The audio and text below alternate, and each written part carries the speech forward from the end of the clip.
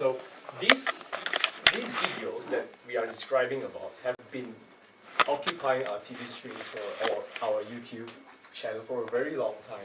If you click into Amnesty International, you click into, say, International Rescue Committee, especially what happened in Syria these days, what happened in mostly every part of the world these days. You see these depressing ads all the time, these depressing videos all the time. It's always sad, it's always melancholic, it's always, well, it's bitter. It shows that reality in a way that kind of makes you feel that, it's very demotivating. And I think a lot of these things actually don't prompt action. And showing sad videos and all these things do not necessarily reflect or do not necessarily call for action, and which is really bad. So are we gonna, like young generations like us, when we take over the world one day, are we going to keep doing this and keep following this trend? Are we going to always think about community as someone who needs help? Someone who needs us to be there and we are the Messiah?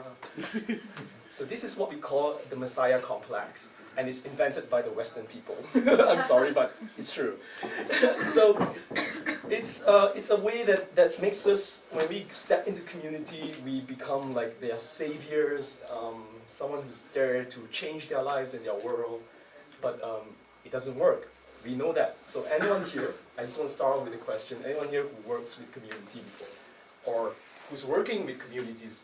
Communities can be anything, can be people, can be, doesn't have to be a village or something like that. So who works with community or who thinks they work with communities? Great. So what is your greatest challenge? Let's share. When you work with communities, just now when we walked through the leatherback turtle sessions and we went through the coral conservation, correct me if I'm wrong. You guys definitely will feel that it's really hard to engage people to do work. It is. There's a lot of rejections happening.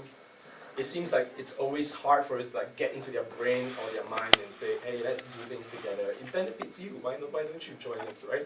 So it creates a divide between people who are social workers like us, all of us here, and people who are the beneficiaries of certain cause or certain movements. But why is that so? Why don't we just, as simple as just engage them and just say, hey, let's join our team and work things together. It's for your own community, blah, blah, blah. It doesn't work because we have been interpreting community quite wrongly. So today we're going to play games. I'm not going to talk too much because it seems like it's really late. But a little bit introduction myself. I work with people like this. It's amazing like how we have all the ocean stuff going on. Yeah, so I work with people like this. So what do you see when you see this picture? What do you think? Anyone? Shout out. Adventure. Adventure? Anyone else? Sustainable diet. Sustainable? Diet. Diet? Cool, fish. And anyone else? Come on, just The throw some keywords out, don't be shy. The guy is making his living. The guy is making his living? Anyone? Anyone? Okay. This guy, his name is Amran. It's an anonymous name. He lives off the coast of Sabah. Who has been to Malaysia before? Or anyone knows about? Nice. You know, there's the east part of Malaysia and there's the west part of Malaysia. Kuala Lumpur, the capital, is in the west part of Malaysia. The east part of Malaysia is the one that's less talked about, but it's where the most beautiful landscape is. You have the Kinabalu mountain that's 4,410 meters up to the sky. It's the highest in the whole of Southeast Asia. Actually, no. Myanmar has the higher one. But it has the Borneo jungle. Borneo is one of the, coming second to the Amazon. What's happening here? Yeah, Amazon coming next to the Amazon. Borneo is the largest and the densest rainforest in the world. So we have a lot of different species and so on. But the picture that you see, thanks. Here, some of you say sustainable diet, some of you say, what is that, adventure? Yes. Yeah, so this guy, he is stateless. Amran is stateless, he's 59 years old. Stateless, that means, who knows about stateless here? Anyone? Alright, that's actually not too bad. Because usually for most of the sessions that I go to, people don't know what statelessness is. Statelessness is a form of condition, defined by the UN. It's where you don't have a citizenship, simple as that. We all here, we just go to the airport, We check in, we put our passport on front. It seems like it's something that we usually just take for granted, right? We have passport with the ID. When the police come to you and say, hey, why are you drunk? Show me your ID. Then you take out like that, just like that, because you have, it's at your convenience.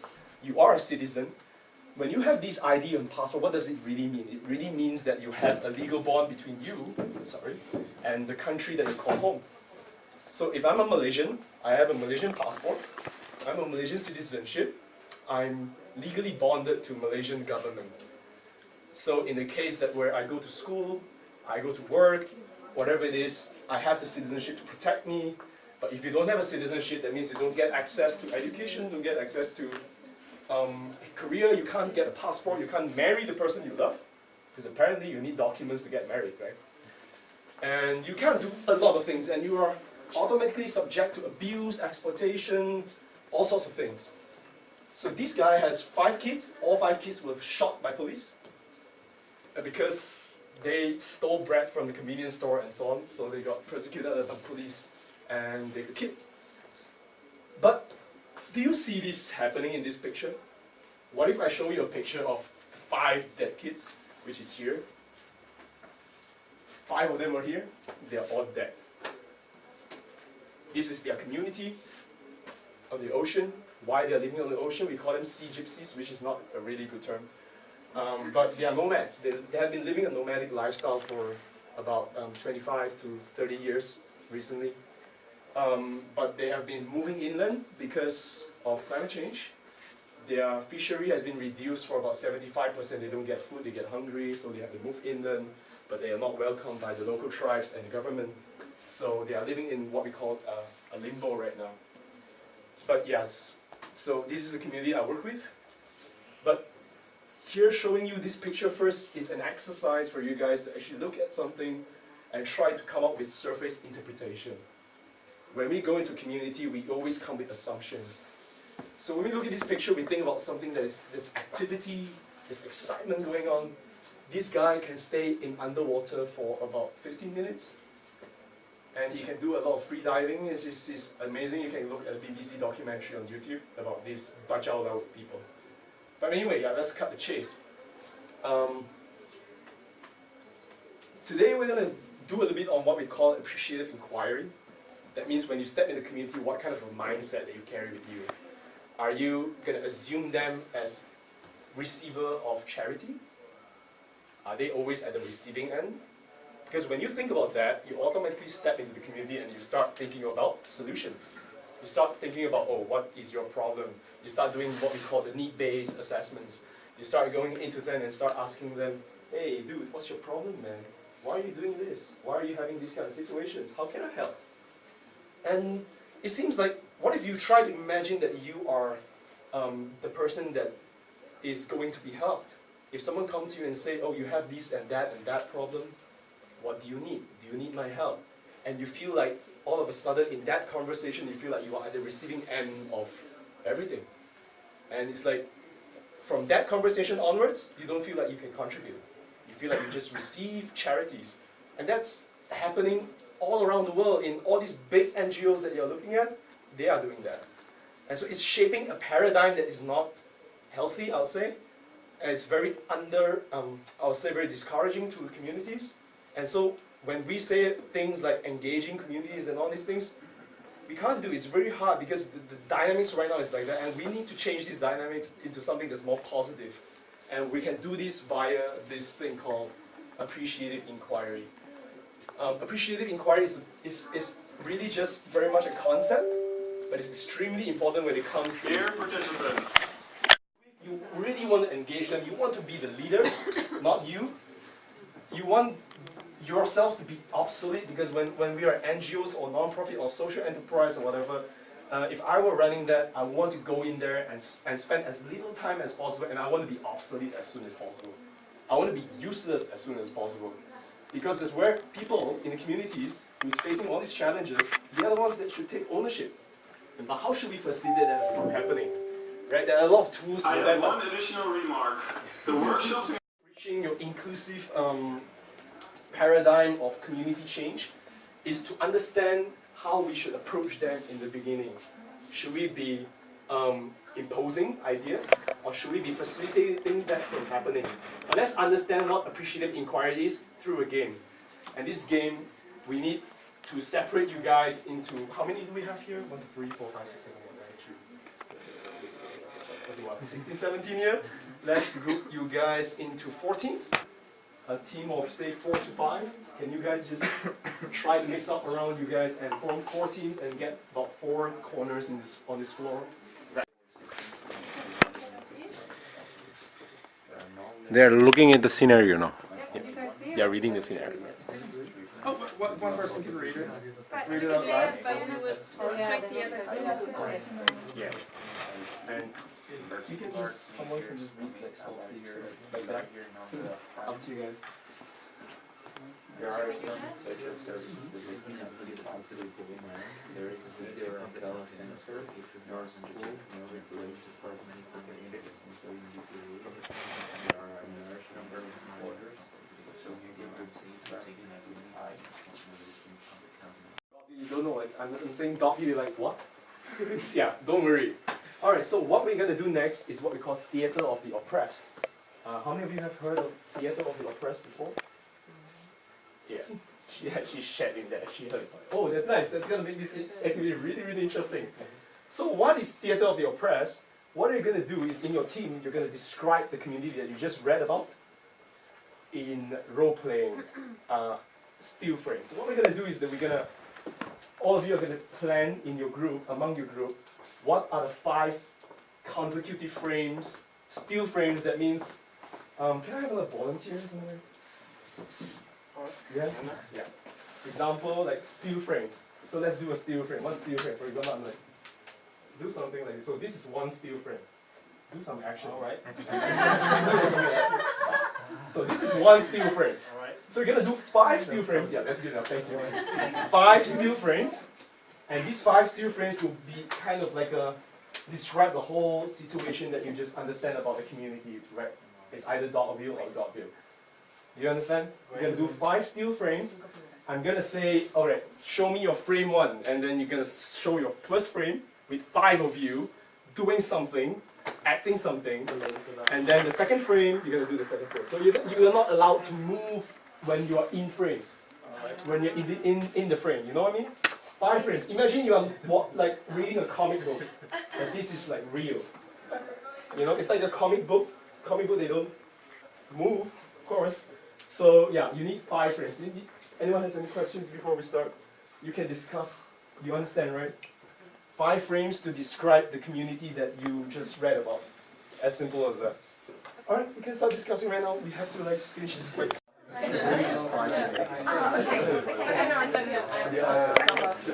So we have 5 frames to do.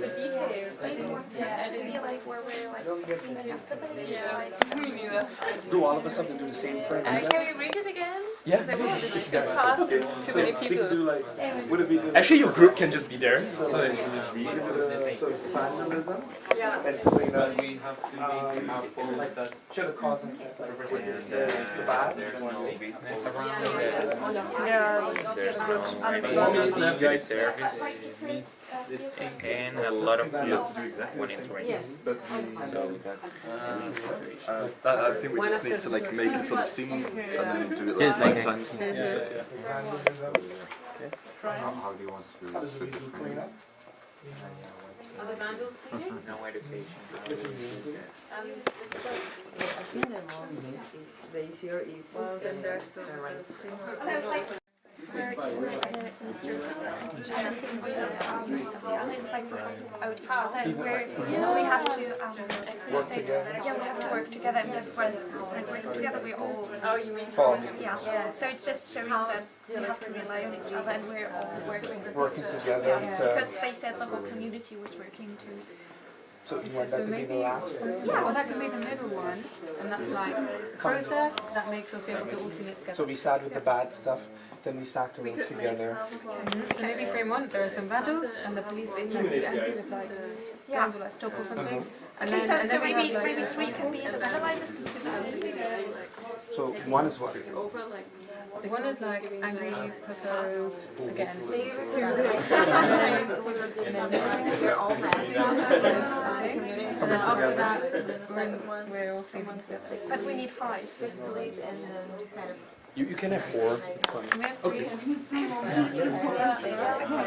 So in the But all of it. unemployment, Like this. I don't know. And then the second one you can do. third You is have the the knots. Come together. They're all this, right? yeah. And then you go Yeah, like but we're this, not and allowed they're to all use slang like stuff, that and then on the too. third one you can invite like people. It's hard to.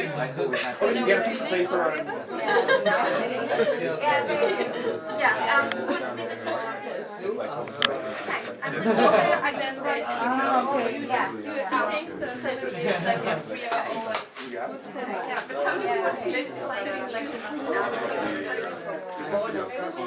we watch it?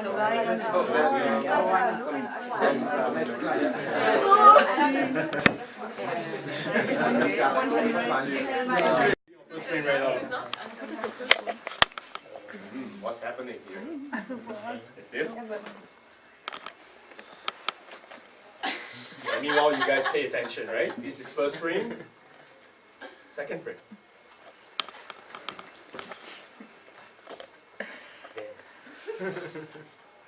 Translate. Second frame, don't move. Third frame.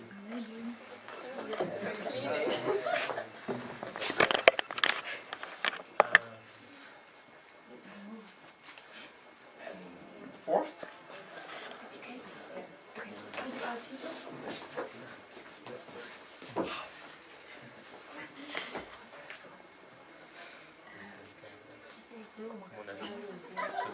And the last frame. Oh, all together, yes.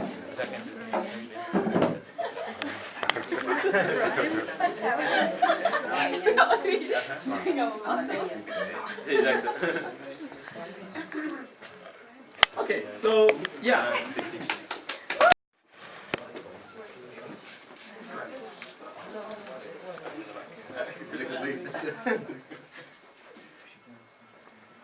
Oh, this is fine. Third frame.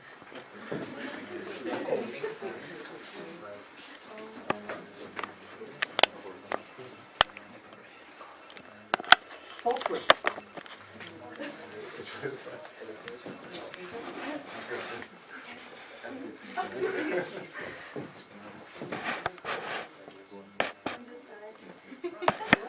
Alright, the last frame.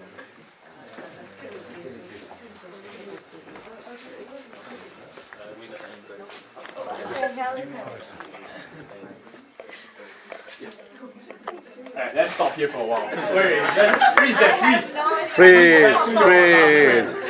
Alright, I'm gonna just let you all just stand up and come here and see what's happening. So what's happening here? What do you think is happening here?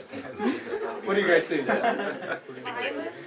Violence? Gambling? And that? What do you think that is? That's right.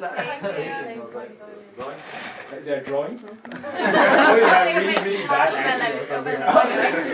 Maybe go back to your first frame. First frame. What's your first frame like?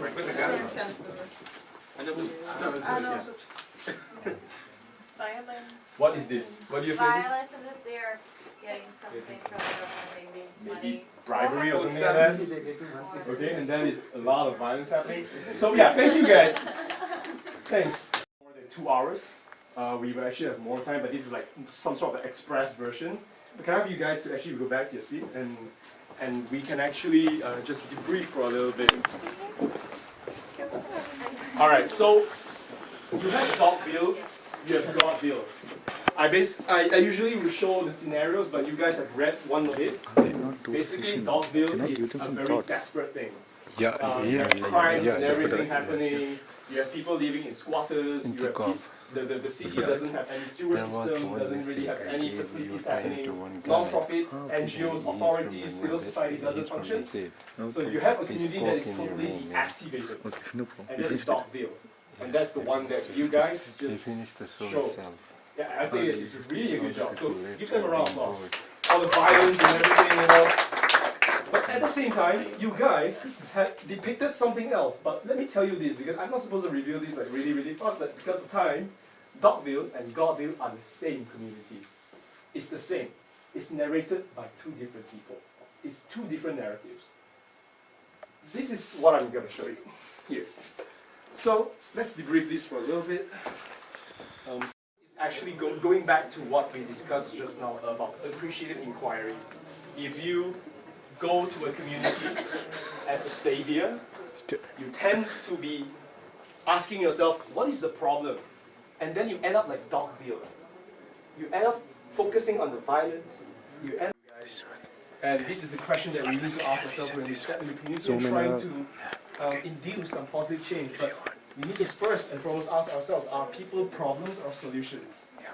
You see, when we go into a community like the narrator of Dogville, we are somewhat considering ourselves as someone who delivers a service. You focus on needs and response to problems.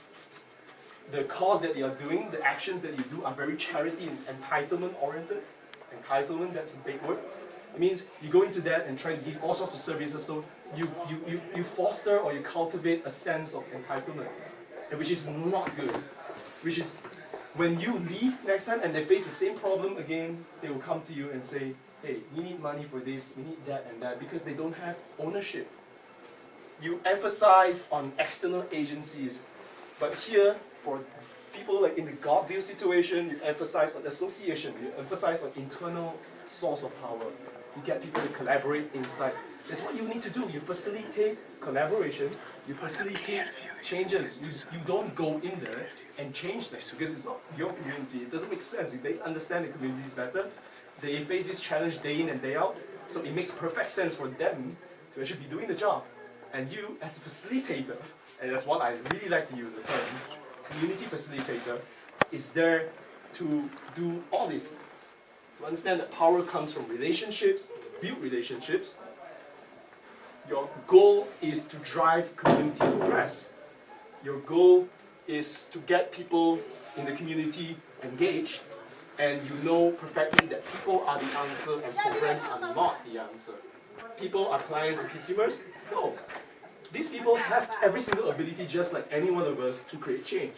They just probably need a little bit push and a little bit more facilitation. They need to know how to do it. So we can provide these tools, but let's not do it for them. Let's do it with them. It's I think, a very important thing to redesign our community approach. And again, this conventional big NGOs are doing things like this. Problem solvers. They are problem solvers. They analyze causes. They identify your needs and problems, and then they plan according to these needs, these problems. But we who go into the community, we should probably be more appreciative in terms of valuing what's the best of the community. Find out the best things in the community and make use of it. Envision what might be. Creating dialogues and innovating with the community. These are the things that actually I think these two sentences kind of really depict it very well. Is community a problem to be solved, or is community a miracle to be embraced? And last but not least, this is another slide that shows that the difference between clinical interviewers. The ones who came up with these two, scenario A and B, are actual people who came up with these two narratives. The inventor of this program actually employed these two journalists to come up with standard reporting of what they feel the community is. So that actually is what you acted out of. It's actually just two very separate journalists with two separate mindsets about what community is. So are you a clinical guy who writes about community, or are you an appreciative interviewer? So yeah, this is the difference. I'm not going to go much about it, but I think things like this, for example, I think we can actually share our own feelings and our views instead of withholding our own views and feelings when it comes to getting information from the community, asking people, what do you think the community is about? We can search for energy, we are intuitive, we allow imagination to override facts. So these are some of the things that I hope through the session you may understand how certain communities really have the capability and competency to come to a change by themselves and not depending on external agencies or external people or NGOs like us it doesn't really need us, because if we spend too much time and resources in one single community, and they get too dependent on us, it's gonna just repeat itself and repeat itself and repeat itself. In the end, we are trapped in that community. We cannot step out of that and give and provide our facilitation to more other communities. And that is the most ineffective way of using our resources. That is the most ineffective way of community approach, and that is the most dehumanizing community approach. And I'm talking about Amnesty International. These are the people that needs this change. A change of community approach, and to the front entrance. food and drinks are ready. So yeah, I'm done. Come to the front entrance. I hope, I highly encourage you guys to use this. I didn't invent this thing. I actually went to a workshop some time ago to learn about this, and I'm just doing it in probably a different way. So you guys can actually just take this activity in the case where you want to actually get your, say, your organizations to actually learn about community approach. You want to twitch their mindset a little bit and get them to actually think about and redesign their thinking about what a community is and how change should take place. You can use this activity as a kind of facilitative tool, so it kind of really changes people's mind about community. And I think it's time for us, this young generation, to start doing things a little differently and start going against convention. And yeah, get more inclusive, appreciate people, and build relationships in the community. I think that's far the most important thing that we should do.